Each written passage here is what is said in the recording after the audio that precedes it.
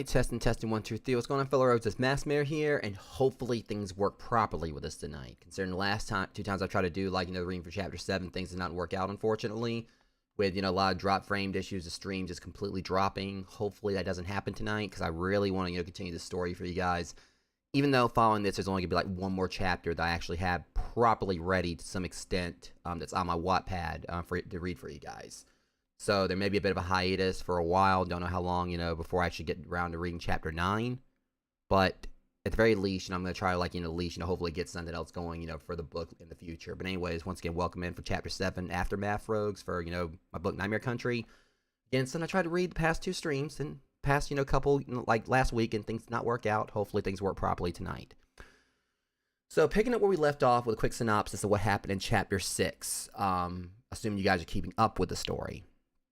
So in Chapter 6, Kyan and his friends, finally made it to Raven Rock University, or at least, very least, him and Lupe. Ren, Finch, and Crow were already at the university. And one thing led to another very quickly, with Scarlet, making a quick attempt to try to kill, Kyan. Kyan managed to kind of, keep her at bay, basically, try to hold her off and everything, because unfortunately, she was out up under the sun, and her being a vampire, obviously, that would have killed her. Fiona put a spell on it before she walked out of the door of the school, and again, a little skirmish between her and Kyan, where Kyan was trying to stall her until she hopefully, tired herself out. And, eventually she, was saved. For those who didn't read that part, you guys go back and just, read that, see what happened. But, following this, there was a bit of an argument between, the new arrivals and, Fiona. Well, Dusk mostly was out of the argument, I believe, but either way, it was mostly Fiona, Scarlet. It just a pretty volatile little situation. And it got more volatile when Kyan basically, just dismissing himself from the whole, the whole issue, ended up getting attacked by Stonewall, or got sent, flying through the dorm lobby after he left out. He basically got sent flying back through, and shortly after this, a fight between the new arrivals and Hell's Prophets broke out. So where we're picking up here is basically, close to the finish of the fight, where basically all the members of Hell's Prophets have been, KO'd except for Stonewall, who was barely on his feet, following, multiple attacks from both Kyan and Finch that, pretty much did damage to him. With, one of the, things is basically, the biggest bits of damage was, an attempt at a force ball, through Finch that got swatted, back, got swatted away, which Kyan, was able to deflect, back towards Stonewall, doing a massive amount of damage to the golem. But, he's still on his feet as Kyan is currently walking towards him. So kind of a bit of a rough synopsis, as I told you guys before, I suck at these things, but at the very least, you guys go back and read Chapter 6 to kind of see exactly, more detailed, in-depth, idea of what I just tried to convey to you. So anyways, we're going to be starting here right now, Chapter 7, Aftermath. Again, picking up right where the previous chapter left off. Alright, the lobby of the school had no absence of opinions from each student who had just watched 3 members of Hell's Prophets each receive a decisive loss. Some of those opinions were that it was long overdue and a possible end to the pain they had caused so many at the school and out in the city. Others saw it as something that would only make things worse, that they would retaliate not just against those who had stood up to them, but also whichever student they decided to take their anger out on. However, there was one opinion they could all agree on. The man casually walking towards Stonewall at the moment without any hesitation in his steps seemed to have a massive death wish, especially given he was insulting him as he did so. I admire persistence in a soul, because too many people just give up on their lives this day and time, be it in their goals, their friends, family, so forth. But I only admire persistence and like to see one press on when it's a life worth continuation, such as when a man or a woman strives to make this fucked up planet a better place. So obviously I see your refusal to stay down as irritating, given the fact your place in this world is something that can be done without. Kyan spoke as he continued to lock eyes with the golem. Instead of a vocal reply, though, Kyan got an answer from Stonewall in the form of another furious roar and a swiftly thrown backhand. Too predictable, Kyan said to himself as he put a hand up and stepped around Stonewall's arm, slapping the back of it with enough strength to use his mass and momentum against him, causing his back to face Kyan. He then clutched his arms around Stonewall's sides and centered his weight into his legs as he squatted, grunting and baring his teeth as he gnashed them together in the process. He was attempting to lift him. He then caught the sound of laughter coming from inside the building. While next to none of the students sided with Stonewall, let alone any member of Hell's Prophets unless they shared the same evil views only in lesser degree, the side Kyan struggling to pick him up was comical due to the sheer absurdity of it, even if Kyan had lifted up Nero in the form of a bull that on average weighed 2,000 pounds in itself. He isn't possibly trying to do what I think he is, Fiona shouted. He can't, there's no way, Dusk said as well. It's not humanly possible, Scarlet also stated. Shouts and gasps yet again filled the hall as the Stonewall's feet slowly ascended from the ground. Not humanly possible, but for a demon, fuck the impossible. Kyne says, his eyes spark wildly, and he leaned his body backwards. Inside, now! Ren shouted to Finch and Lupe, slightly out of his usual calm way of speech. As they ran in, Finch gasped. Kyne's strength just spiked, Finch told Ren. Fiona caught it as well. His power. That confirms why his face looks familiar, Fiona thought to herself. Kyne let out an angry yell as he pulled harder. He looks like him, Fiona continued to think. No, no, no! Stonewall screamed as Kyne snapped his body backwards the rest of the way. Several of the students who had been watching the entire fight the past several minutes staggered while others fell to the floor due to Kyne performing a German suplex on the 2.5-ton golem, dropping on the back of his head with his waist and legs contorted over his chest. Upon impact, the ground split down the middle for several feet and caused another small quake, mixed with a cloud of dust forming in the air. No laughter sounded any longer, only silence as they all watched for any movement. Then as the dust cleared, "Oh my God," Fiona and Dusk said in unison. Stonewall laid still on the ground, in the same position Kyne had put him in upon impact with his legs over the rest of his body. The giant, for the first time in an actual fight, had been truly toppled. And it only took a demon and a warlock to do it. Kyne got back to his feet as he brushed the dirt off his clothes. Fat bastard needs to lay off the snacks. Almost got a hernia from that, Kyne said as he held his back before pushing it with his hands, sounding off for a sounding series of cracks in his bones. Though he didn't notice, in the distance, that Bane had gotten back up and was preparing for another howling ricochet. Asshole. I'm not gonna let you get away with that, Bane growled as he performed a back handspring as he did before. But as Bane flipped backwards onto the rock again, it broke as the foot pierced through and kicked him dead center in the back, sending him flying towards Kyne. Yo, Kyne! Rabbit mutt flying your way. We're gonna just rescind that one. Lupe yelled from behind the fallout of the now shattered rock. Compared to Stonewall's much thicker exterior, the rock Lupe had kicked didn't have enough density to withstand his strength. Kyne turned around and smiled as he cracked his knuckles. Thwam. Bane's cheek curled as Kyne's fist connected, sending him flying backwards, several yards back and into the dirt where he laid still, having lost consciousness before he even hit the ground. Lupe, next time be more specific. I thought before I looked that you may have just been saying you had sprouted wings, Kyne said. Lupe growled. You call me a mutt? He said. I'm sorry, but did you just bark something, boy? Kyne joked still. With that, he walked over to Lupe's truck and started to grab more bags off of it, as if the fight never happened. What the hell? Dusk said. How's he so nonchalant when he was getting killed 3 minutes ago? Plus, how can he act so calm when he just... Dusk, he just won a confrontation with Stonewall.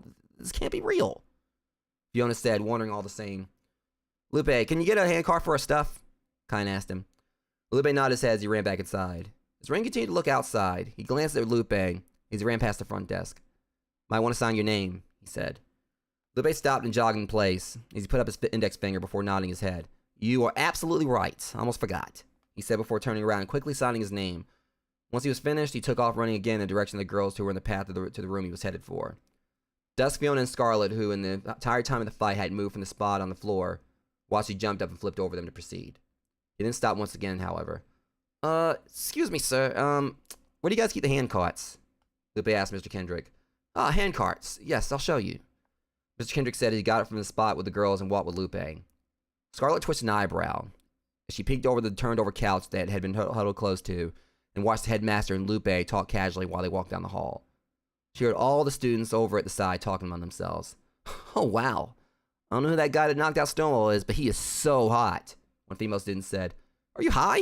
I showed you that video on GhoulTube a while ago, remember? The one where the dude made it rain? That was him. Another female student replied to the girl. Oh God, that is him. Why is he here?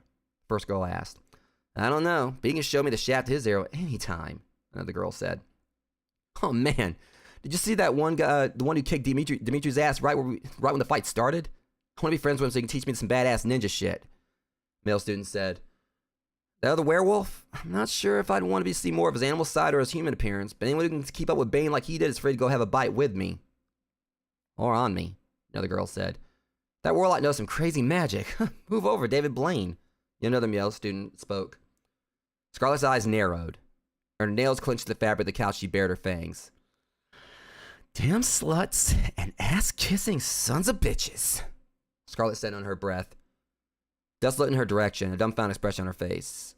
Scarlet, are you okay? She asked her. Scarlet paid no attention and instead started mumbling gibberish, now getting Fiona's attention. I know there's several obvious answers to this, given what all that's happened in the past several minutes. What's crawled up your ass? Fiona asked her as she raised an eyebrow. She gripped the couch more, enough to tear her nails into it. And then, a scream sounded from her throat, causing everyone to jump, including Ren, who hadn't shown an ability to be startled by much of anything prior. Can someone tell me what the fuck is going on? She yelled out. Shh! You wake up the children sleeping outside. God knows I do not want to have to put them back in timeout, she heard Kyan say. He was at the front desk, signing his name after finally having a chance to do so as well, with several large bags around his shoulders. Go to hell, Scarlet said. Assuming that wasn't intentional, should I point out the irony of you saying that to a demon? Kyan replied. Scarlet just rolled her eyes. Kyan glanced over and noticed Fiona and Dust staring at him blankly. He then sat the bags down on the floor and pulled a chair up. Ren, can you and Finch come over here? Kyan asked. What are you doing, asshole? Scarlet said in a calm yet disgusted tone. Kyan put a palm to his face before sitting down as Finch and Ren walked up and sat down as well. What does it look like? I promised answers, and so you will get them from each of us starting now, though I'll let Mr. Kendrick explain just exactly why we're here. That said, what's on your mind? Kyan said. Fiona took a deep breath before asking the first question. Well, you already answered one question, since I heard you tell Dimitri that it was you who shot his fang out the other night. But I still want to know why, Fiona asked. Simple. She was under a spell and couldn't help you, so I took care of it myself since we happened to be there, Kyan explained. You just so happened to be there, at that moment. Yeah, I'm not buying it, Fiona said. I never said us being there wasn't coincidental, but him attacking you kind of lined up with us being there, which caused the coincidence. Not us, Kyan explained. Us being in the trees Saturday night, as he had also told Dimitri outside before we promptly thrashed them, was indeed not a coincidence. But as Kyan also said, there are things the headmaster will explain once we are done, Ren said. Which, by the way, Fiona, I think this belongs to you, Kyan said before unzipping one of the large duffel bags at his foot. My skateboard, she said as she pulled it out of the bag as he pulled it out of the bag and handed it to her. Just so you know, gave us all a very good laugh when you tripped Dimitri with it. You almost had my level of accuracy with my arrows, Kyan said with a wink. Not even close. Your archery skills are something I don't even think anyone here at school has ever seen, Fiona said. I'm touched, truly. But anyways, back to the questions, Kyan said. Right. Okay, Ren. You were here Saturday. Hell, all you were seeing is I remember your auras, which I know now were cloaked off and on by Finch's spells. But why'd you show up in a helicopter this morning? Same with it being claimed that Crow was driven here from far away, Fiona asked. Of us five, Kyan and Lupe are the only ones who lived in Ravenrock Hollow prior to us coming to live on the school grounds. Saturday, we were scouting Hill's Prophets, though none of us saw any sign of the supposed leader they have. Mr. Kendrick called us in to do it while most of the students were out and about in the city to avoid being noticed, which of course backfired due to stepping in to help you and your friends at times. Regardless, I teleported myself and Crow here, and once we were done, I teleported back home that night to pack while making a stop at Crow's town to drop him off. And since either flying or teleporting several thousand miles back here with my luggage would have been a strain in such a small time frame, I called up my friends in the Air Force to give me a lift. It was a simple favor for times of my invisibility proved crucial for helping the military with recon of enemy bases even though I cannot enlist, Ren explained. As Ren said, I'm not exactly a citizen of the city, but I had been staying with Lupe prior to today, so me, him, and Kyan only had a couple of miles in between us and the school. Finch added. Why not stay with Kyan, though? Couldn't all of you just lodge with him to save the trouble of traveling given he told me he has a mansion? Dusk asked. It's complicated, Kyan said. Kyan was met with curious looks from Fiona and Dusk, along with ever-permanent and hateful glare from Scarlet.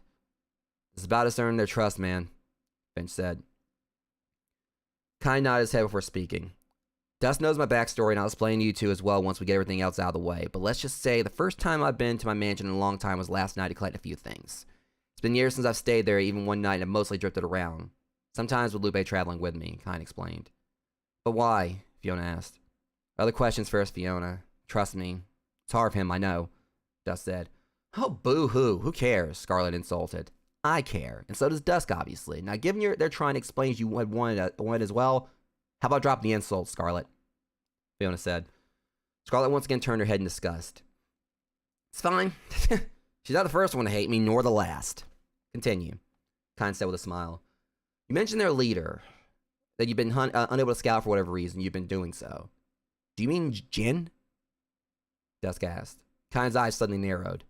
Did you say Jin? Kyan asked. Suddenly his voice seemed different to Dusk. Almost like something Kyan had been wanting to figure out or find had just come to him. Yes, Jen. Why? She asked him. Forget it. It's nothing, Kyne said. She could tell he was once again hiding something, but given they were finally trying to open up to her and she was more at ease than before, she let it go. Not to mention they were more important questions to answer. Well, that doesn't explain why you all were near Alex's house when his party was happening. Finch, you attacked Stonewall at that party, which was confirmed when you used a force ball, intermediate and sometimes master level spell on him. Why? Fiona asked Finch. He was the only one of them that wasn't at the school with the exception of the leader, which again none of us knew nor at this moment know the whereabouts of. That, and as far as my reasons for attacking him, the same reasons Kyne had for attacking Dimitri on your behalf, and that I just don't take kindly to such things, Finch said. And Oki didn't deserve that at all, Kyne said. Wait, you know Oki? Dusk asked. She's one of my best friends. I've known her since before my parents died, though I haven't seen her since I took a leave of absence after it happened, Kyne explained. Wow, someone who ditched a friend. I wonder who else has done that, Scarlet said sarcastically. Ren just glanced at Scarlet. I do not know if I'm more confused by the fact you care so much that I left or the fact you care about something, period. Ren said in a gentle tone. Fuck you, Ren. Like, seriously, what reason do I have to sit and take any of this? Scarlet said. If you can find an excuse to do so, as you do for so many other things, you can go by that, Ren said. Scarlet replied, got up and walked away. Where are you going? I thought you wanted to hear their answers. Dusk asked her. The hell with it. Tell Mr. Kendrick that he can come find me. For now, I'm going back to class. Scarlet said as she pushed past all the students who were still standing around, and upon snapping her fingers once with another puff of black smoke shrouding her, she was back in her school uniform. Before she could continue onwards, though, Kyne's voice sounded behind her. Scarlet, so we are clear on something. I never abandoned Oki just as Ren never abandoned you. To abandon means forget about, and Ren stated to all of us before he even knew you were here just how much he missed a childhood friend of his with hopes of one day seeing her again. I can say the same about my friendship with Oki, in that while Ren wanted to be around to keep an eye on you, but couldn't due to being in Japan and during some very intense training, I always came home to Raven Rock when not out and on the road, and when I did, I watched over Oki from a distance to make sure she was doing okay. I just never had to intervene or show my face because she's learned to take care of herself. It's your call what you want to believe, Kyne explained. Scarlet only huffed before continuing down the hall. The students all then looked back at the new arrivals and the two girls hearing their story. Do you mind? Fiona yelled at them. In response, one long-haired, red-headed male with a built physique stepped in front of the crowd. Have you ever seen a ginger snap? He said. Fiona looked away and shook her head. She wasn't exactly in the mindset to partake in another argument, though she snorted how terrible his attempt at a clever threat was. Kyne, however, looked at him as red started to spark in his eyes. He was wondering if this kid was truly trying to be serious. He's threatening her with me right here. Did he miss the part where I just dropped a golem on its head? And what the hell was that? Ginger snap. Why do I feel like this dumbass would be the side to say cupine if someone asks him whatever word comes after pork? Kyne thought to himself. Hey, do you hear me, girl? The student yelled. Muscle in Kyne's jaw twitched. Here we go, Finch said to Ren telepathically. Odds 5-0 this is overkill. Ren said to Finch through their minds as well. All bets off. Plus, you have to remember that I know Kyne's insults before he says them, even if it only takes him half a second to think them up. This dude's deader than Stonewall's sex life. Finch stepped back. I don't think asking someone if they heard such a shitty intimidation tactic is a good thing, dude. Though I have to ask you, do you spit or swallow? Blood, I mean. Kyne said in a calm yet borderline angry octave. I see what you did there, Fiona said with a smile. Did you make that up or buy it at a cheap joke store? The redhead replied. Well, that depends, Mr. Weasley. Did your parents actually pay for your tuition here, or did the teachers just feel sorry over the fact your IQ is as low as your income? Not to mention that your face is so ugly Jehovah's Witnesses wouldn't even visit you. Kyne said with a slight grin. The vast majority of those in the crowd, including Dusk and Fiona as well as Kyne's friends, laughed while the students stood there attempting to say something else. Now listen here, the student said was about to say. Kyne's eyes, however, began to spark more. No, you listen, because I'll say this only once. Walk away. Or I'll put an arrow through your eye socket and see to it that a ginger ends up fishing the River Styx for a soul. Kyne threatened as he finally looked at the student. A loud ooh sounded from the other students, just like with Stonewall. The redhead scowled, making his disdain for Kyne known through his expressions. Even so, he turned and walked away as the rest of the students went back to class themselves, laughing and clapping at Kyne's last joke. I think you hurt his feelings, Lupe said while looking back as he walked back in with Mr. Kendrick pushing a handcart. Bully got bullied. It's pointless third-grade bullshit, and he asked you verbally kicked in the teeth, Kyne said. Back to what you said before, your parents are both deceased? Fiona asked. Yes, but now it's his turn to answer. Forget our luggage for now, Lupe, since I'm sure she has questions for you as well, Kyne said. Okay, what do you want to know? he asked as he walked over. So this is a stupid question, after seeing you fight him today, but the other night, Fiona said with the last bit trailing off, she waited to hear his reply. Yep, that was me you saw. If I didn't have my hood over my head, you likely would have been able to tell by my mohawk. Also, sorry if I scared you and woke anyone up when I howled after going back to the woods. Kyan gave me a good smack to the head for getting a bit cat-carried away, if that's any consolation, Lupe said. Fiona nodded her head. There is one more question I want to ask Finch. You're much stronger of a warlock than just a mere apprentice. So tell me, since you know witches and warlocks have a history of fighting one another, do I have reason to worry? Fiona asked him. As you may recall, I didn't just attack Stonewall on your friend's behalf. I saved your life as well. So no, you have nothing to worry about, given that unlike typical malevolent warlocks, I make my own fate away from that side of the coin, just as Kyan is a demon who has no love for the evil ways of his bloodline. But now I have a question for you, Fiona. Even if I was truly against you in the long run, seeing as you are at my level, who's to say you couldn't defeat me? You're able to hold Stonewall at bay at the party, which was a feat in itself. I was watching, remember? Finch explained. I had to restrain him just to get close. And while I did threaten him with explosion spell, I was talking out my ass, seeing as I would have to do incantations read from a book with no guarantee that would have actually hurt him. You succeeded in attacking him multiple times with no enchanted words at all and have been able to actually fight him with no bind on him. I admit to what people have said and that I'm a powerful and wise for a young practitioner of witchcraft, but I'm still only an apprentice, nowhere near your equal, Fiona said. You're powerful due to your ancestor, just as I am due to mine, so we aren't prodigies by an odd twist of fate, but by heritage. Given my ancestor was a witch and yours was a warlock, it would be kind of irrelevant to find out concepts of gender like it seems to be destined for those like us. Finch said, My ancestor. You know who he was? But how? Fiona asked. I'll teach you what I know, because I know I can also learn from you, but that is one question that will have to be answered later, Finch told her. Fair enough, she replied. So is that all the questions you have for us? Ren asked. Well, I was going to ask if you truly were a ninja, but after seeing you fight, I know the truth that you are. That does bring the question as to how long you've known the other guys here, since you said you spent the latter part of your childhood in Japan. Fiona told him. I met each of them after I graduated. Of everyone here, Scarlet is the only one I knew prior, Ren explained. Well then, that answers everything on my part, Fiona said with a sigh of relief. She felt much better knowing the truth now. Well, I have one last question. Your friend Crow. Why do you run away? Dusk asked. Nero, Lupe said simply. Nero, what about him? Dusk asked. Yeah, how can I say this? He and Nero have some destined battle due to some family war bullshit or something like that. I've never asked Crow the details due to me understanding family drama, though my issues are within my own family, if you know what I mean, Kyan explained. He called from his room while I was walking Mr. Kendrick and apologized, which I forgave him for. But damn it, Kyan, he's gonna have to step up at one point, Lupe said. But we can't force him to. He's different from us compared to Finch, who just has spells and psychic abilities to make him different, but otherwise is still pretty much mortal. Crow can morph into other things, which of course is useful, but he has no healing abilities like myself, you, or Ren. Nor Finch's healing spells or mind reading to let him dodge attacks, Kyan explained. He looked over and saw the girl staring at him. We fight together well enough. I just saw when all of us except Crow argued earlier, and when he skipped out in the fight, we aren't always able to see eye to eye, just as it would be with any group of friends. There's plenty left to know of us, but aside from what the headmaster here will explain on why we are here, you'll just have to learn for yourself over time that we are here, Kyan said. Fiona and Dusk both looked at Mr. Kendrick. Sir? Fiona said. He smiled and nodded his head as he stepped in. I love all the students at this school with all of my heart. Even Dimitri, Bane, Stonewall, Nero, and Jen.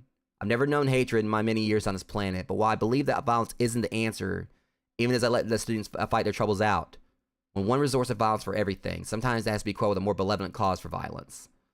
So our new friends here are going to kill Hell's prophets? Dusk asked. Mr. Kendrick shook his head. As much each of us had to hold back our urges to kill them, even with threats we gave Dimitri and Bane about sending them to their graves, we aren't here for that. Otherwise, we would have done it already. So no, we aren't going to kill them. Yet, Lupe explained. Though Dimitri came very close since he has a mouth that rivals Kyan's mile-a-minute tongue. Each guy's laughed except Kyan. Touche, asshole, he retorted. Guys, please, let him finish, Fiona said. Oh, yeah, sorry. Continue, sir, Kyan said. Mr. Kendrick nodded his head and spoke again. Hell's prophets are against the peaceful dream I conceived in wanting the school to help those that the outside world considers monsters. Even if there is no denying that we are indeed monsters, though they personify such not just by species, but their hearts. The 5 extraordinary individuals who I brought here to keep them in line because they support what I wish to see, he explained. Try telling Scarlet that, Dusk said. But why such secrecy, headmaster? And why did you let Scarlet be subject to her weakness to the sun instead of helping her from the start? Fiona asked. Scarlet is strong, and I knew Kyne wouldn't hurt her even if she wasn't. That and I had faith in your magic. I wanted to see if Kyne was truly up to the task of helping keep the school safer. I knew that if he could stand up against her, all would be well, Mr. Kendrick said. As far as the other question, Fiona, I can answer that. There's a quote from The Art of War by Sun Tzu that goes, know the enemy and know yourself. In 100 battles, you will never be in peril. One would be more likely to believe answers from someone who's more of an acquaintance than a stranger.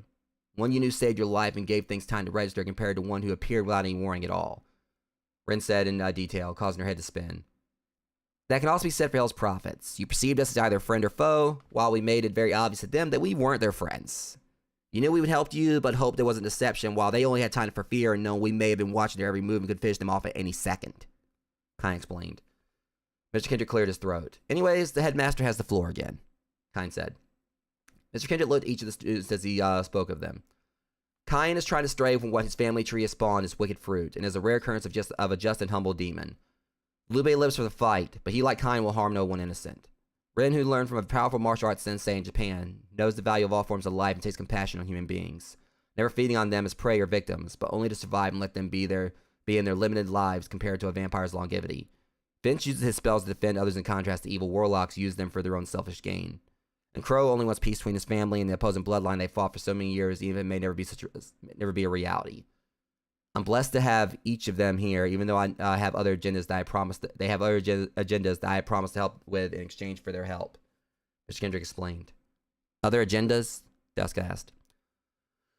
So Crow reluctantly came here to fight Nero, but as you've seen, he's a pacifist. He hopes that the headmaster can help him find a less violent solution to their feud, even though, as he just said, that may never happen. Kyne told them. And you guys? Fiona asked Kyne. I'm here because Mr. Kendrick said he would assist me in finding the whereabouts of someone important to me. I hid who she was up until now because I did not want any help in locating her, other than what the headmaster may know, since it would be my fight. Since I realized it is trivial to keep her identity hidden, my younger sister Greta, who was kidnapped by a vampire lord while I was away in Japan, Ren explained. This vampire lord, would he happen to stand 8 feet tall with deathly white skin, patches of hair missing on his head, long fingernails, snake-like fangs, and a thick Russian accent? Fiona asked. She then clapped her hands to her mouth. Dusk stared at her, a horrified expression on her face. I never told you what Lord Serac looked like, so how do you know all of a sudden? Dusk asked. Fiona looked away as she closed her eyes tight. Let them finish explaining themselves, and I promise to explain, just as I said I would about dark drives, Fiona said without looking at Dusk. She felt grief from keeping everything hidden, more so now than she did. I'm sorry, Dusk. I'm so sorry, she thought to herself. May as well answer a question of who he is, Liu Bei said to Ren. Though I'm happy to know what this Serac creep looks like for when I search for him, Kyne said. Everyone looked at Kyne. Jeez. This whole conversation may as well be a crossword puzzle for how much questions and answers keep getting jumbled up. If you all must know, as I said before, Dusk told me of her past. In captivity thinks this ass clown, and I told her I'd find him, tear his intestines out, and tie him to a singing boulder in the Arctic Ocean by them, he said. You never said that you would disembowel him, Kyne. Dusk corrected. What I gave you was the abridged version. Anyways, the second Lupe, tell them who he is, Ren. Kyne said. I've heard of Lord Serac, Fiona, but it was a different vampire lord who abducted my sister known as Lord Jade. Mr. Kendrick told me that apparently there have been reports of women being going missing in the city, and the MO matches how my sister was reported to have disappeared. So I plan to find him, put a blade through his heart, and bring my sister home, Ren said. Well, we'll stand by you since I have my struggles with losing a sibling as well, Dusk said. Ren gave a warm smile. I greatly appreciate the kindness, dear Dusk. Thank you, Ren said. Think nothing of it. Anyways, what about you? Dusk said as she looked at Finch. I'm the only one of us who's mainly here to just learn as you guys are. Though as already mentioned earlier, Fiona, I'm also here to tell you what I know of your ancestor in due time, Finch said. Dusk nodded her head. I just hope I'm prepared to know, Fiona said. As I hope I'm prepared to know what you've been keeping from me, Dusk said to Fiona. Fiona looked away yet again. Lupe? Dusk asked. Kyne is my best friend, and I'm dedicated to helping him with his goal, which he'll tell you about himself, Lupe said. Everyone looked at Kyne again while he stared down at his feet and took a deep breath. My parents didn't just die. They were murdered. For the past several years, I've been trying to hunt the one responsible. Me and Lupe are bounty hunters who take jobs for humans where we hunt other supernatural beings in the rare times they're sighted in the outside world, but only the worst of said nightmares that need to be exterminated. We've had our share of pointless cases because it turned out the monster was actually kind-hearted and at times had a family to feed, never meaning harm in things it may have done other than simply existing in a world where judgment is cast quite too quickly. Like our code with humans, we don't harm innocent monsters, Kine said. So you've been trying to hunt this monster with hopes that a case you're calling on is the lead you've been waiting for? Dusk asked. Kine got up and walked to the entrance of the lobby as he looked outside at the members of Hell's Prophets that were still unconscious on the ground all over the place. The damage he and his allies had done to a horribly burned vampire under the shade. A golem with several cracks in his body and blood pouring from within. A shapeshifting werewolf who, though hurt to lesser degrees, had still been beaten into submission. We can't deny that we're monsters, but not everyone needs to truly personify that. Those humans out there hate us supernatural and sometimes undead creatures at night more than a lot of us truly hate them, but some of us, well, we just have to be killed. We aren't all pure in soul, especially me given I have more than my share of blood on my hands. But doesn't mean we should contribute to what's already going wrong to seriously fucked up levels on this planet, Kine said. So you're a bounty hunter with morals, Fiona asked. Well, I call us bounty hunters by profession. In regards to reasoning, vigilantism is more appropriate because bounty hunters aren't mostly for that, the bounty. Whenever we've had a case, I've always gave my share of payment to Lupe. Hell, I have a fucking written will and fortune of material paper precedents that personally, I could have it all go up in flames and I wouldn't give a damn. So why do I need it? I help someone that has paid me enough aside from if I could take him down for what he did to not just my parents, but so many others. Kine explained. Fiona noticed as he clenched his fist. He continued. It's been a constant thing with me since my very first case that if a monster was one that seemed to be the one I was after, I accepted a job. But if it wasn't, I knew it wasn't, I still took the case out of kindness, though I always felt a lingering emptiness after it was done, even if I saved the family from suffering the fate of my own. While there have been times that I have indeed seen the one who killed my parents, I've never been able to stop him, even with a quick sword, a quick arrow, and a quick mouth. And he always kills someone yet again. Mr. Kendrick said he knows where he is, and so I'm here to find him and finish this once and for all. Kine says he came back over and sat down in his chair again. Fiona thought for a second. All the day had been about was kept secrets and words unspoken, and she realized that as much as she had been getting upset with her newfound friends, she herself had kept things from people as well, and if it was with the best intentions in mind. She glanced at Dusk, and she saw her hands were trembling. A reminder of the damage the secrets could inflict.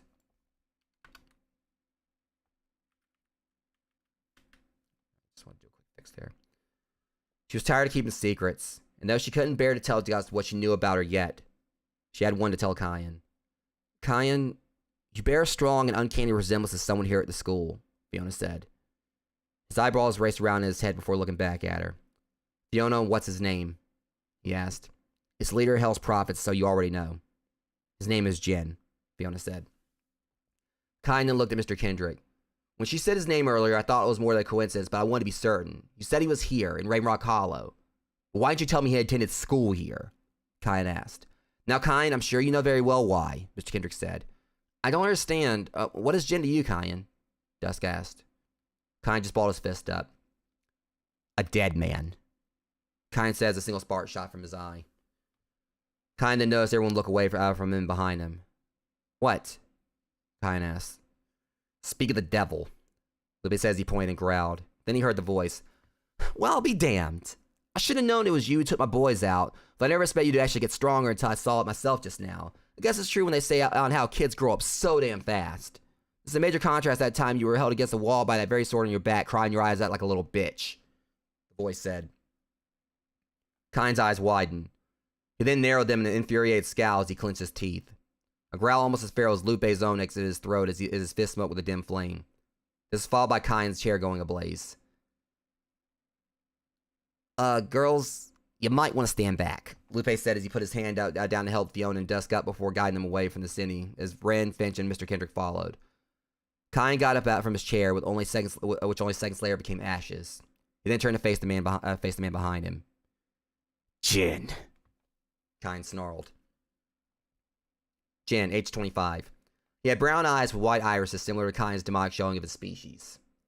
With a noticeable scar on his left cheek, with his fairly complexioned face, and long, straight blonde hair to the lower back, he had tied in a ponytail.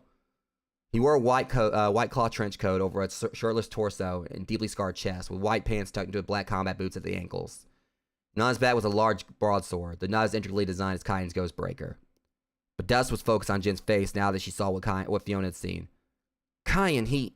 Dust started to say before she saw the flame in Kyan's fist get brighter. With the exception of long white hair...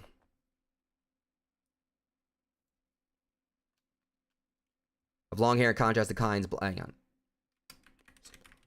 Blonde hair in contrast to Kyan's white, black locks, they indeed looked alike. Like twins. Yeah, as Fiona said, we look alike. Don't remind me. Kyan said to her as sparks yet again and more violently formed in his eyes. Dear brother, is that any way to treat your beloved sibling? I mean, it's been years since we last met, aside from the rare times we played games of tag when you call yourself hunting me down. Jin said to Kyan. Wait, Kyan, Jin is your brother? Fiona asked him. I said don't remind me, he yelled as he ran full speed at Jin. Kyan threw a hard punch, forcing a blast of flames into Jin's face as a cloud of smoke and embers followed. Seconds later, Jin's arm came out of the smoke and grabbed Kyan by the throat. What seemed to be miniature streaks of lightning surged through his hand as Kyan twitched and jerked uncontrollably. Though Kyan was a demon with an elemental trait of fire, his brother had the power of electricity. A surge demon, as he called himself. Why, brother, it's true and so fucking adorable. You've grown stronger since we last saw each other, and you've even managed to loosen one of my teeth this time. Jin said as his slightly charred head appeared from out of the smoke. This was followed with a punch to his brother's stomach. And out the other side. Kyan let out a painful yell as he struggled to breathe, but couldn't as he coughed on a torrent of blood now pouring from his mouth. His eyes widened as his pupils shrank from the pain before he closed them tight, a look which surprised Lupe, who'd never seen him in such agony. As he hit the floor holding his stomach, Jin bent down and grabbed him by his shirt before mercilessly pummeling his face. Fiona and Dusk, even with their fear of him, tried to rush in to help, only for Finch to hold them back. You can't. He's too powerful, Finch said. The Lupe and Rin wouldn't be stopped so easily. Bastard! Lupe yelled as he charged at Jin and attempted to kick him, only for Jin to leap up and grab his ankle.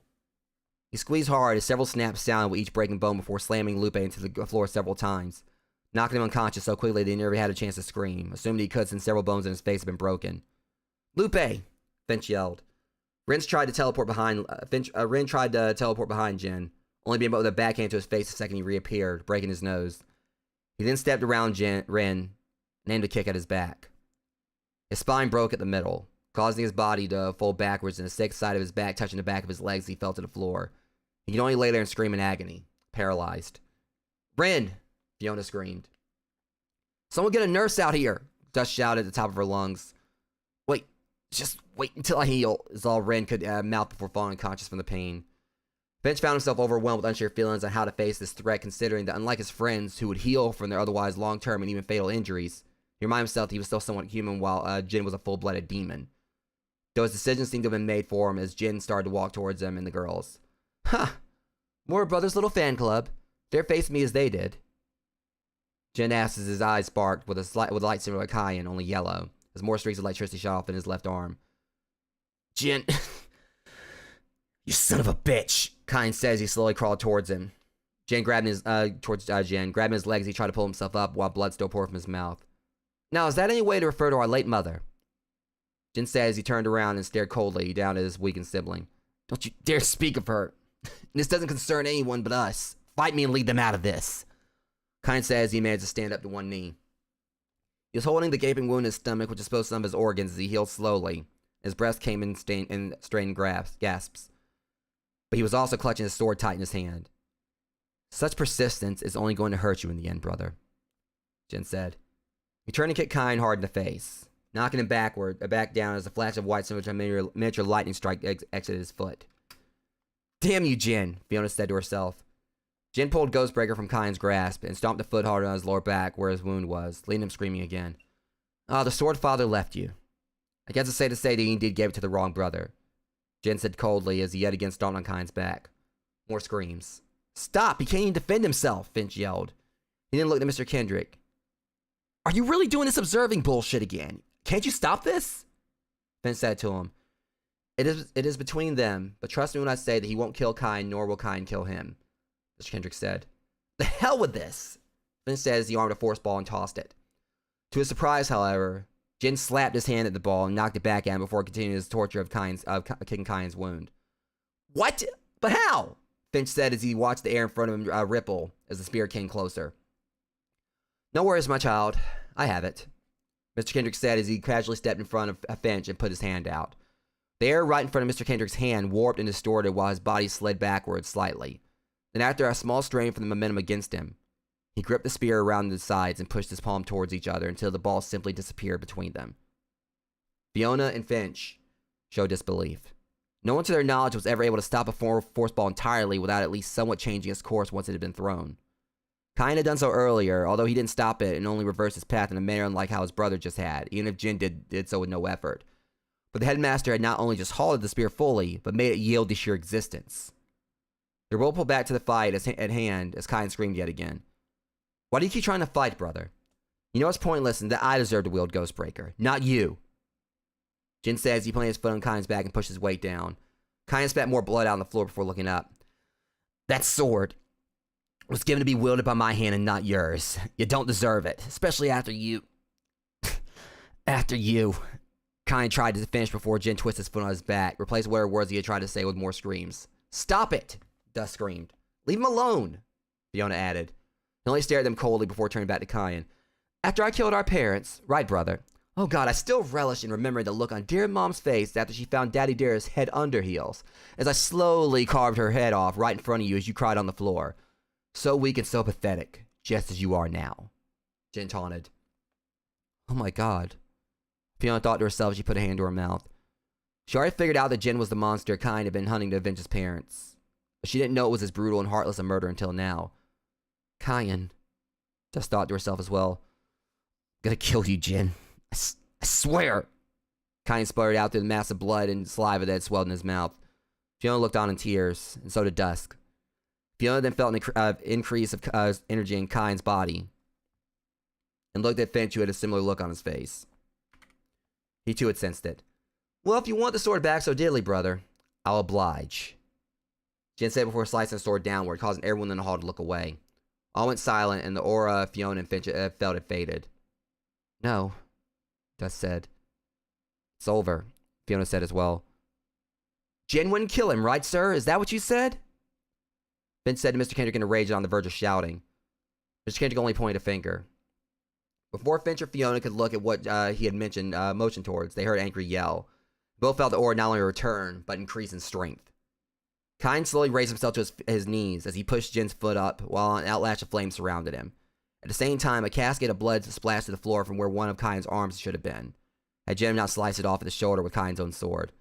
Oh no, Kyan! Finch, make him stay down before it gets worse. Next time Jin may not be so forgiving. Dust said. Kyan, you're losing control of yourself. Finch said, his words tainted with fear. Fiona kept her attention on the two brothers. What's this I'm sensing? She said. Kyan pushed one last time, finally forcing Jin off of him. After landing on his feet following a backflip, Jin skated backwards on the floor before losing his balance and falling, dropping Ghostbreaker as he did. He smiled deviously as he looked at Kyan. Yes, brother, that's it. Let out the side of you that makes us similar. Kill. Kill. Jin said while laughing wildly. Kyan stood in place, hunched over with blood still pouring from the blade stunt where his arm had been. Teeth bared, eyes sparking. His one remaining hand shook from the pain in his body as it ignited with an angry flame. I'm gonna kill you, all right. With one fucking arm tied not behind my back, but laying behind it. Kyan snarled. So jokes still exit that smart mouth of yours even when you're in such agony, brother. Tell me, how do you do it? Jin commented. Simple. I've always been the one that can burn people, metaphorically and literally. Kyan said as he started to limp towards Jin. He then went from a slow limp to a full run towards his brother. Jin cracked his neck as electricity arched along his body in streaks of yellow energy. Jin! Kyan screamed as he ran. By all means, brother, dear Kyan, embrace death. Come. Jin yelled as he drew his blade. Kyan bent down and grabbed his sword as well. But no sooner had they met each other was when someone stepped in between them. Enough! John Kendrick yelled in the first time that anyone had ever heard his voice raised. He held one hand at Kyan's chest and the other at Jin's. Move, old man, Jin demanded.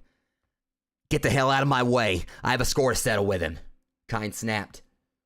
Mr. Kendrick replied with a small flick to Jin's nose. A simple gesture, yet it somehow sent him flying down the hall. Headmaster, but how? Thus said this showing of strength. He didn't answer, but instead looked at Kyan. My child, Please calm yourself. You've lost a lot of blood, and your wounds won't heal effectively as long as you're filled with such rage. I told you I would help you find him, but seeing as you offered to help and only keeping Hell's prophets in line, I can't allow you to kill Jin as long as I draw a breath, or he's a member of the school. The same falls in line with him towards you. I know this isn't what you wanted, Kyan, but it is how it must be, Mr. Kendrick explained. You're damn right this isn't what I want. What the hell happened to letting students fight it out even if fatalities occur? He destroyed our family, and now you expect me to willingly stay under the same roof as him? I have to kill him, Headmaster. You knew this, and you knew this was my goal from the beginning, Kyan said, though he struggled to stand. This is a time where I simply cannot allow it, my son. Now please rest, Mr. Kendrick said before waving a hand in front of Kyan's face. What did you just do? Kyan said in fading words, his eyes quickly shut, and he fell asleep on his feet. His sword fell to the ground, and Kyan started to fall as well. But Mr. Kendrick quickly caught him. It's okay. Everything's going to be all right, he said as he lowered Kyan to the ground. Old man, I'm only going to tell you once and never touch me again. Now stay out of this fight unless you want every bone in your body broken, including your hip. Jin threatened as he stormed back down the hall. No, this fight is over. And I also hereby issue a ruling that you nor Kyan may have any contact with one another, in effect that only one of you may be at the school at any given time, Mr. Kendrick stated loudly. You can't make such a ruling. Look what happened to my gang while I was away, Jin yelled.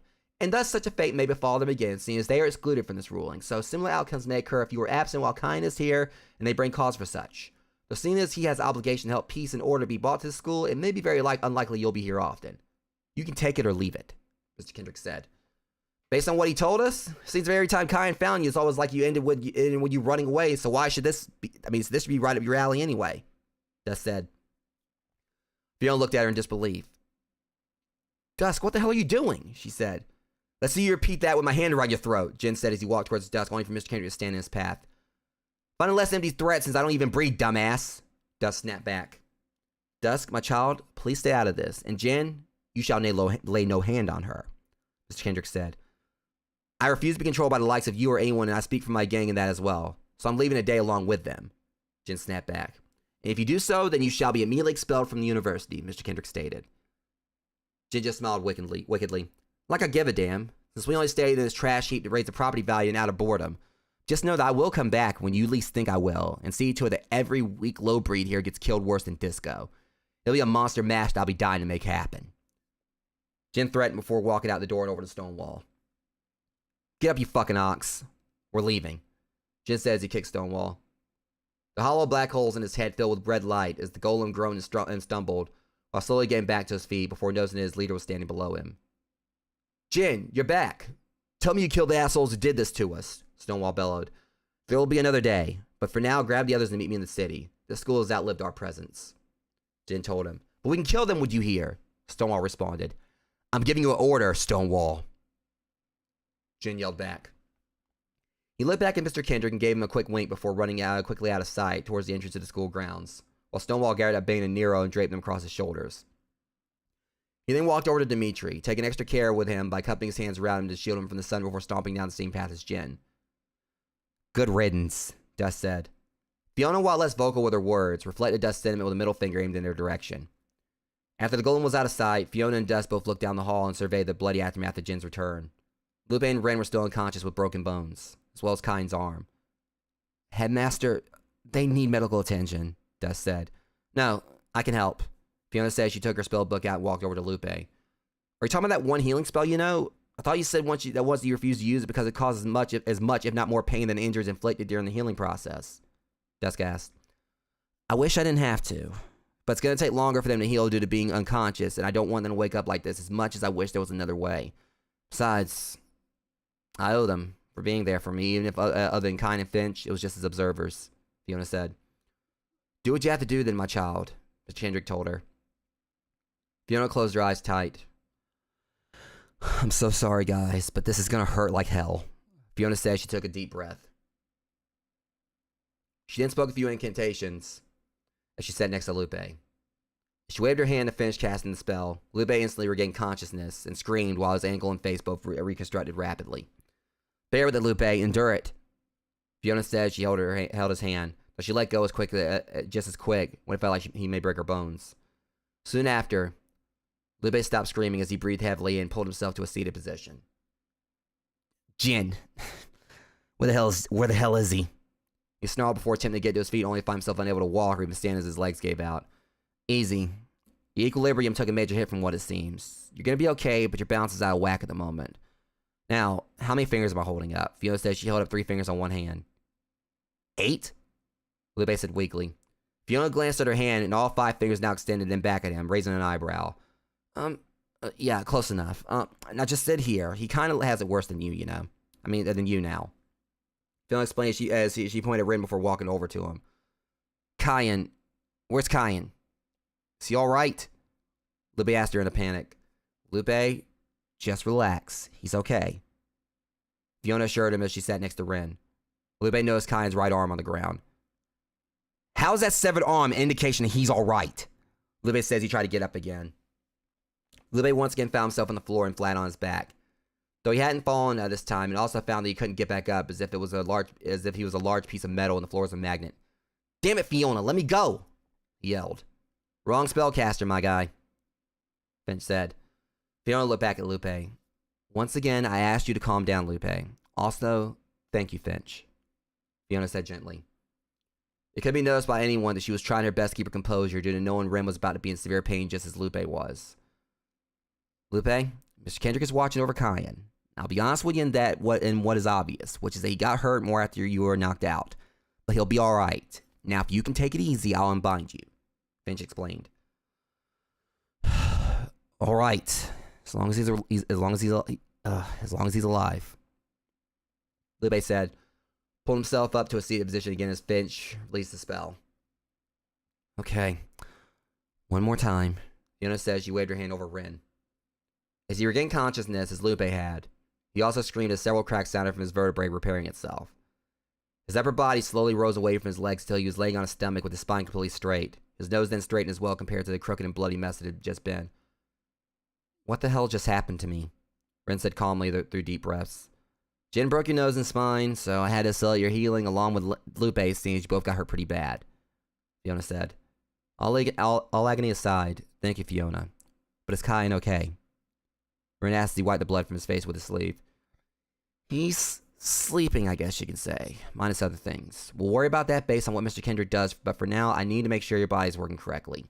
Compared to Lupe, who I forced to stay seated due to his head trauma, I actually need you to stand to make sure you aren't paralyzed or limited in movement. Rin nodded, but instead of simply standing up, he planted both hands on the ground and slowly bounced himself into a handstand with a full split. He then lifted an arm off the floor and kept his balance with just the pinky on his other hand before arching over in a slow front handspring, planting one foot on the floor followed by the other before standing upright. Okay, wow, impressive. That works as well, Fiona said in all. They both walked over to Lupe. Try to stand now, she said. In response, he kept up with enough force to spring forward several feet above the floor, spinning the several front somersaults as he did before landing on his feet. Okay, now you guys are just showing off, Fiona thought to herself. Since it's safe now, I think it's a good time to get out of this form since I've been in this for a while now. Wrong accent form, but yeah. Lupe said before closing his eyes. With the usual white flash that came with his will transformations, he instantly reverted back to his human form before walking towards Kyan. So unlike Bane, you're not unbound? Fiona asked as she walked with him, Finch and Ren. Nah, I still have my human form, Lupe said. She continued to stare. What? Lupe asked. You keep the mohawk between transformations, Fiona said. Of all things that you could be worried about right now, you're concerned about my hair, Lupe replied. Upon walking the rest of the way down the hall to where Dusk and the headmaster were watching over Kyan, they saw that the wound in his stomach was almost finished healing. Though his arm was a different story. Can you heal him as well, Fiona? Dusk asked. It's a little more severe than I can repair, sadly. Broken bones aren't much of an issue, but reconnecting a fully severed limb along with the bone boneated by each nerve, muscle, and 7 layers of skin, I'm nowhere near skilled enough in healing charms to chance that, Fiona explained. Kyan can heal limbs just by holding them to the wound, Lupe said, but he's in no shape to do so before the wound closes, Ren said. I shall have their nurses take him into their hands. They are fully capable and qualified to repair his arm, but I would, however, like for you girls to return to class, Mr. Kendrick said. Sir, though we were able to this morning before all this escalated, with all due respect, that is a stupid thing to ask of us. How can you possibly expect us to be able to concentrate on our studies with all this currently going on? Not to mention things that Fiona obviously still hasn't told me. Dust said she also slowly turned her head to Fiona, who once again looked away. Be that as it may, I'm afraid that that may be the best for you at the time. Circumstances at hand aside, I still must give Kine his test once he is discharged by the nurses, while Ren and Lupe should be seen by the nurses as well, with the latter seeing his test as well once he is cleared. Your spells and ability to cast them are extremely something extraordinary. There's still a chance they have more injuries that your charms may have missed, Mr. Kendrick said. But sir, Fiona argued, I will speak to you after class, if one of the boys here doesn't enlighten you on Kine's condition before I do. Now hurry along. If the teachers ask explanations for your tardiness, tell them I will explain everything myself, Mr. Kendrick said. Fiona let out a sigh before her and Dust walked down the hallway, while Lupe looked at Mr. Kendrick. My testing and any medical staff checking for other injuries can wait. I've known Kine long enough to be 100% certain that if he wakes up before the nurses finish patching him up and he's in a bad mood, which he will be, they won't be able to restrain him. I want to be on standby, Lupe told him. Of course, Mr. Kendrick replied. As the two girls continued walking, Fiona checked her watch and saw that it was 1:27 p.m. Okay, so we have about 33 minutes left for advanced witchcraft and spells, followed by spectral figures. Once that's out of the way, we have free time for the rest of the day, Fiona said. Dust shook her head before looking back in the direction she was walking. If only the thoughts you could have shared with me had been as free as the time you mentioned, Dusk retorted. Dusk, I'm sorry, okay? The things I've hidden were only kept secret to protect you because you were in such a horrible mindset earlier, Fiona said. Not horrible enough to where I couldn't listen, Dust said in return. I beg to differ considering how you've been acting, sweetie, Fiona replied. Well, how I've acted is better than lying to my thought-to-be best friend, I would suppose, Dust replied coldly. Fiona surprisingly shoved Dust against the wall abruptly and glared at her before grabbing her stitched arm and pointing at the wound. How the fuck is this better? Not to mention, you kept the fact you still been doing it from us when you know me, Scar, and Oki would have all been there for you without judgment. So don't you dare say anything to me about keeping things hidden or lying, Fiona shouted. Fiona, please, just let me go. Dust said as she squirmed. No, I refuse. Damn it, Dust, do you think any of what's been happening has been easy on me either? I had to watch the turmoil you've gone through and knowing that bastard's still out there and that he wants to take you back to that horrible place. And it kills me, knowing I can't do much of anything about it because I fucking love you. I have no idea how horrible it was for you there, and I don't want to imagine even a stint of that pain. When you just fly off and where everyone's sick and come back with that on your arm? What do you expect me to do other than keep things myself until you're more stable? Fiona said as she shook her. Fiona? Let me go. Dust said in a low yet angry octave as her eyes turned red and her fangs showed. All the veins in her body also became more visible. You're seriously giving in to your vampiric side against me. What the hell's gotten into you? Fiona asked her as she continued to hold her against the wall.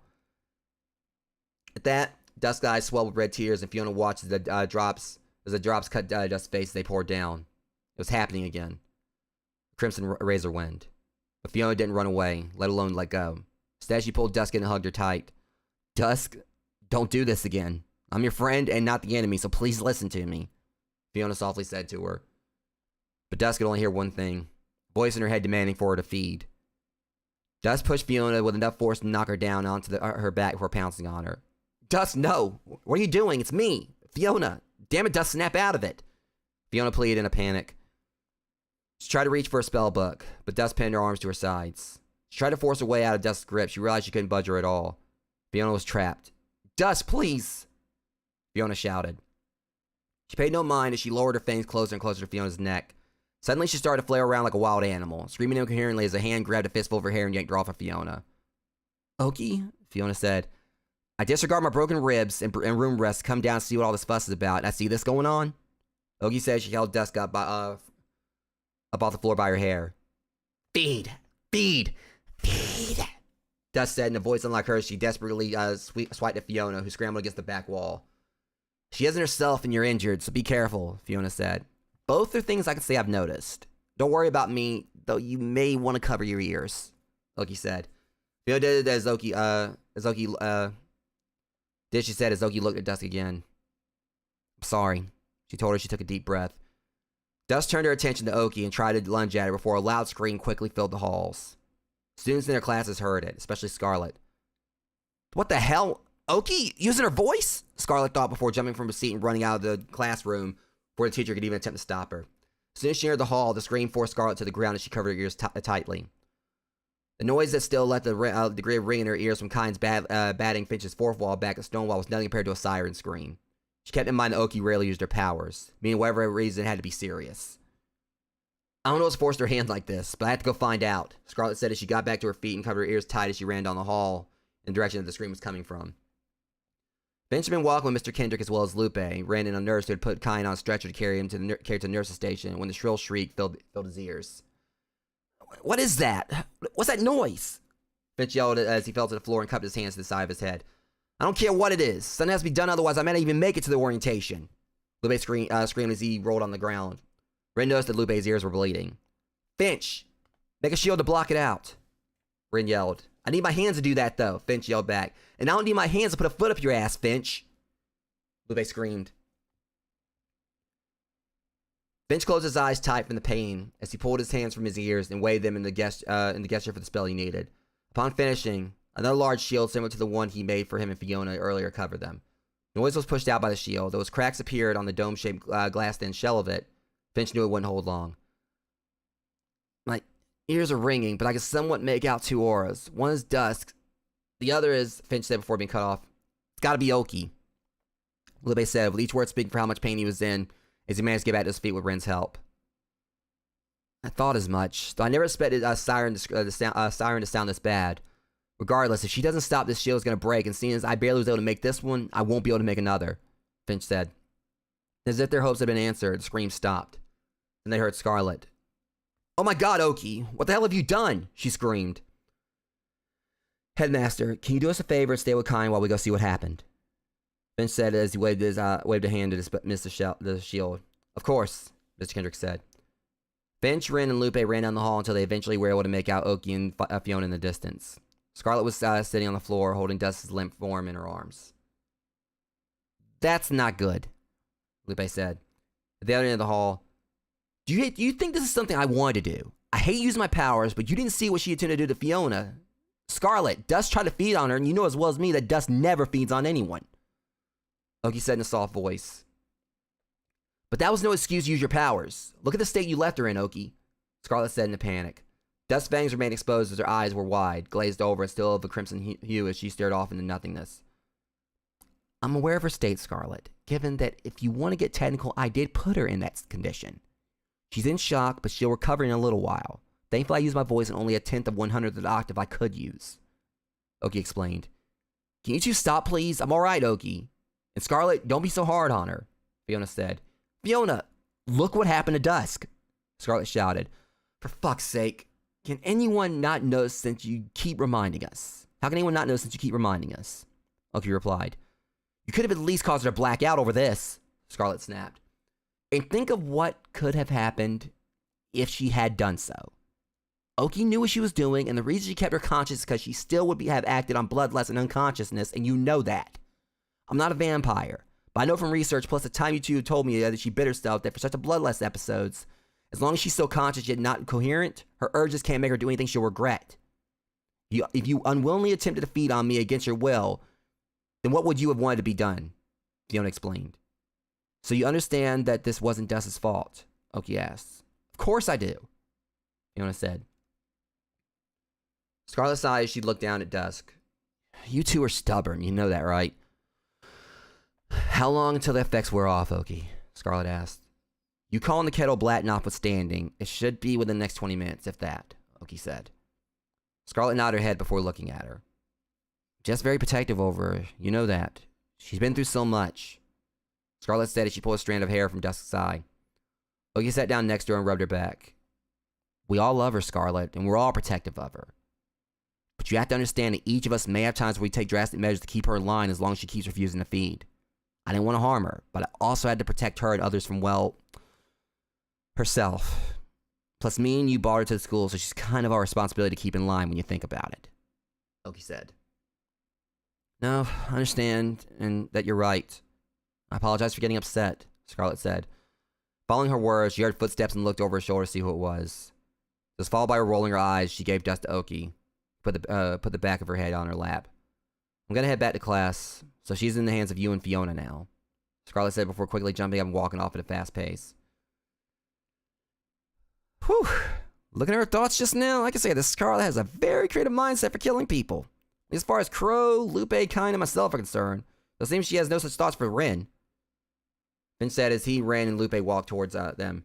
A wide smile found its way across Oki's face, same with Lupe. Well, there's one half of my favorite duo of mischief makers. It's been a while. Oki says Lupe reached down and hugged her. He let her let go when she winced. I already know what happened, Oki, and just so you know, Kine and Lupe got a bit, Kine and Finch got a bit of payback for you in terms of Stonewall, Lupe said. I know. I was watching from my room. I also, saw Jen arrive. Though I couldn't see anything after he showed up at the entrance due to all of you having gone inside. Is Kine okay? Tell me. What happened between them? Oki asked. One thing at a time. Right now we're concerned about what's going on here, Lupe said. Yeah, we heard the screaming, Finch said. Who couldn't? Oki said. It's nothing to worry about, guys. Lupe looked at Dusk, who was now speaking raspy gibberish. In random intervals, she lifted her arms and traced random paths in air in front of her with her fingers. That seems to be cause for worry, Finch said. Just an issue with her losing her power control of herself to her bloodlust episode. Oki had to incapacitate her, but it'll wear off. I have something that may help in my room, Ren said. Daddy teleported. Does he ever just use stairs or an elevator? Fiona asked. A few seconds later, Ren appeared with a can of soda and a straw.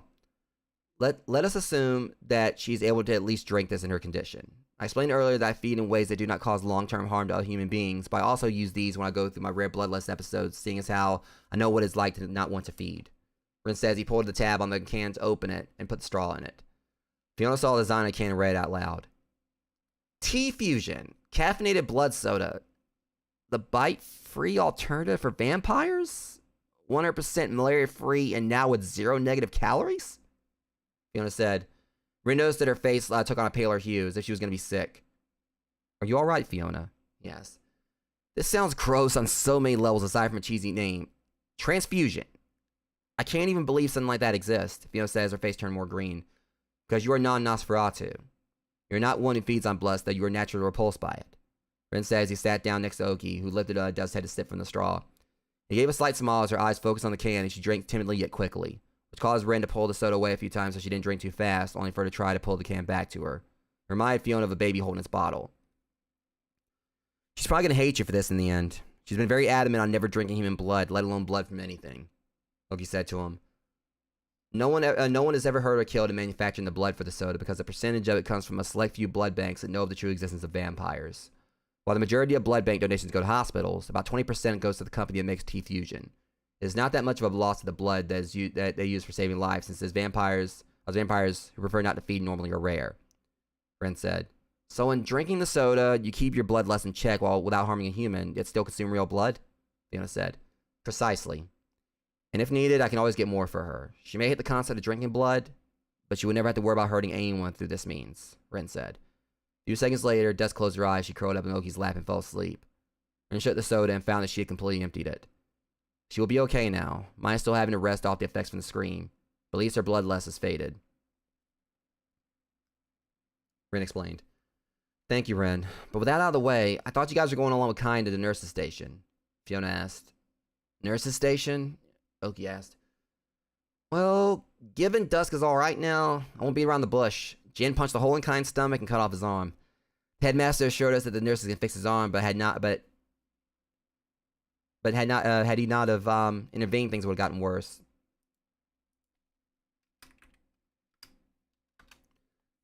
I knew he was going to try to take him on the moment I saw him arrive. Idiot, Oki said. Anyways, Finch, you were about to explain what brought you away from him? Fiona asked.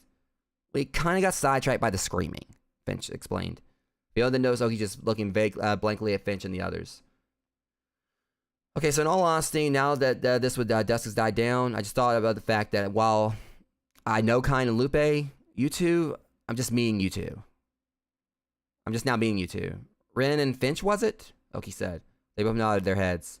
I guess I may as well skip this class as well, since you missed the explanations the first time. Especially seeing as the story behind our new arrivals here goes much further than them enjoying moonlit walks on the beach and pina coladas. Fiona explained. No, you need to go. I'll keep an eye on her while they explain everything.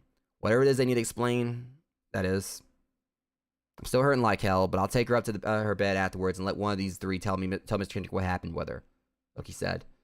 Fiona looked at the floor and nodded her head. When she comes around, can you tell her I'll see to it I'll tell her tonight after she feels better? Fiona asked. Tell her what? Oki responded. She'll know. I'll talk to you later, Oki. And good luck with orientation, boys. I know you won't need it, Fiona said before getting up and walking away. Oki then looked back at the guys. Well, so this is where we get to know each other, right? Oki said she tried to break the awkwardness that she felt.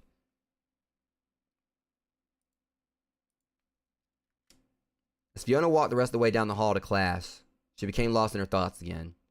So lost that as she passed the light absent corridor that had been closed down for repairs, she didn't notice a dark silhouette standing there, watching her.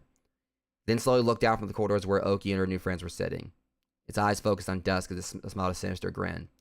With that grin, it bared two fangs, dripping saliva like a venomous snake. The creature took a grate from the floor and crawled down to the sewer system under the school that stretched out under the entire city, where it walked through the maze like tunnels until it came to a single wide and largely expanded pipe. With a knock, several hisses and footsteps sounded from inside as countless vampires, reminiscent to a swarm of rats, crawled and walked out, all with deathly white skin and hairless scalps. Duncan, what news do you bring? One of them asked. My brethren to the Exalted One. The traitor to his cause is above us now, just as our master told us. Soon, we shall claim her back, and he shall relish in her as she takes his embrace, his fury, his power. His bloody paradise that what even gods lack for the rest of eternity, and what she should be ashamed for denying herself. Duncan said in a snarling, raspy voice. He shook his fist. But what of us?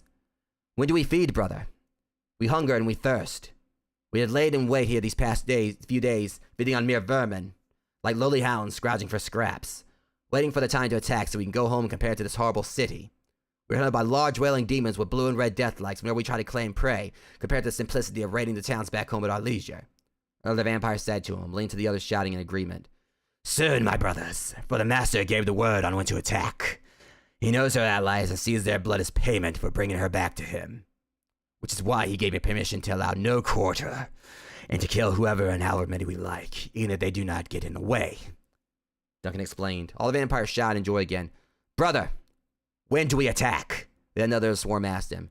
In response, he unrolled a long whip of leather with hundreds of razor-sharp pieces of metal adhered to it before snapping on the ground. Rest away the remainder of the sun's foul hold on us, and be ready for the hunt, my brethren. For we attack, we maim, we kill, and we feed, all in the name of Lord Serac. Tonight, the leader said, leaning to one last shout of cheers. End of chapter 7. And with that, Rogues, we got ourselves another cliffhanger there. And lead up to what's going to be the final chapter for now, while I get like everything else taken care of. With the next chapter being what I actually called here the Swarm, but it actually has like an updated chapter name called, Fear of the Dark. So Fear of the Dark will hopefully be coming Wednesday. And thankfully tonight we had no drop streams this time. I was able to go and get on through all this for you, even though definitely a lot of times that I kind of got caught on my words, stuttered a little bit. Definitely also missed, doing Lupe's accent. But, try to do the best I can. I've made it very apparent before that these aren't going to be perfect readings of this. I try to, read the best I can. But sometimes I think I actually read a little bit too fast, and my brain processes things like, much faster. I think how to explain it. Basically, when I'm reading everything, like my brain, I think processes it like, a lot quicker than my mouth. So basically, I'm reading through everything, seeing what to say, but then like I get tongue tied because how fast I'm reading it. But whatever the case, yeah, this basically was like, obviously the main setup here was to bring Jen in. And I will say this isn't exactly one of my favorite chapters I've wrote per se, because I feel like I definitely could have improved on a lot with it. But the main point of this was to bring Jen in. I've had like people say that even like, though Jen is technically, one of the big bads of the story, people still say they absolutely hate Dimitri, like he's the most hated member of the Hell's Prophets. But Jen is someone I've tried to flesh out, at least in some ways. Though I feel like, he's someone I definitely could like bring a lot more depth to. But, admittedly, I did kind of like take like a lot of inspiration for, Kyan and Jen's little thing, of course, from Dante and Virgil from Devil May Cry. The exception being that, as the series of Devil May Cry has gone on, there's always been like shown, like, even though Dante and Virgil fought, they do have like a lot of respect and love for each other still. It's just, they have like different viewpoints. Virgil kind of like goes more towards the whole demonic concept of things. Dante, personifies like their human nature. And of course, like if you go by Devil May Cry 5, some things I won't really spoil for like those who may not have played it. There are some things that definitely show that if we do get another game, we may actually get like a Dante and Virgil team up, which I'm all for. But yeah, there's definitely no love lost between Dante and Jin, just because of the insanely deplorable things that Jin's done. Then compared to Dante and Virgil, Virgil, like both of them love their mother and father. Virgil held his mother and father like Sparta in high levels of respect. And definitely, had like a lot, it's shown that he loved them dearly. Jin, basically, yeah. Jin, like, obviously, had like, just pure, just hatred and contempt towards their parents for, reasons. But, nonetheless, overall, though, this was basically, everything for Chapter 7. I finally was able to read it to you guys with no frames dropped. A lot of it was just kind of like trying to get, like, a lot of questions out of the way, even though, of course, there was, like, a huge amount of, like, areas where, like, they were, like, a whole, basically most of this, like, was, questions being asked and answered and all that before leading up to the whole little, skirmish between, Kai and Jin. But obviously, I think, like, the main big point of this was obviously the bit of development there, for Dusk. Showing, just exactly, what, like, the whole, like, this thing with her manifestor or dark drive is doing, and that she's isn't just, like, a threat to Hell's prophets, wasn't just, like, a threat to them, like, in, back in Chapter 2, Red Tempest, but here we are several chapters later in Aftermath, it's shown that she actually can be a threat to her allies as well, because she basically loses control of herself. But anyways, again, that was Chapter 7, definite cliffhanger there, leading up to what's coming. The next chapter is actually one of my favorites I worked on. So whenever I'm gonna definitely like try to do like some fine tuning for it, and hopefully definitely read for you guys. It's coming up Wednesday. But with that being said, tomorrow I'm gonna be like doing my next stream for Dragon's Dogma, which will more than likely be the conclusion of that. And then Friday, it's more than likely what's gonna be happening Friday, because Mickey D343, he's currently dealing with COVID, so that means like I've got a chance to actually do some gaming with him because he's not gonna be at work. So hopefully there's going to be some party animals on Friday. We'll see how things go. Because I feel like at least that will kind of like, really kind of check things out, check out well with things. Because tomorrow, once I finish up Dragon's Dogma, I'm going to have like a bit of a clear thing, basically like a free schedule. I'm being able to do whatever I want for like my next game until next Monday. So I'm going to start off on Monday with like, with Super Mario 3D World or something else. Like another like, story focal game. So at least for Friday, I can make that into my multiplayer day. Then of course, Saturday will be Subnautica. Maybe even more multiplayer. We'll see how things go, since again, Mac's going to probably be free because he's not working, depending on how he feels due to him being sick. And Sunday will be my next retro game, since we finished up Earthbound last Sunday. But anyways, Rogues, I really do hope you enjoyed this. I know it took me a bit to actually get properly, finally do this, thanks to like, do all the, like, the issues with YouTube. But at least I finally got it, done and posted for you guys tonight. Like I said, next week, I'm going to definitely, be trying to, like, go ahead and get, like, Chapter 8, not the Swarm, but Fear of the Dark. We're actually going to update that real quick.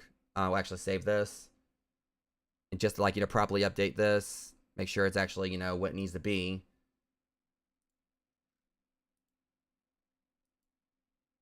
Alright. Yes, make sure you don't really read much of any of this, because technically it's kind of some spoilers here. Fear of the Dark.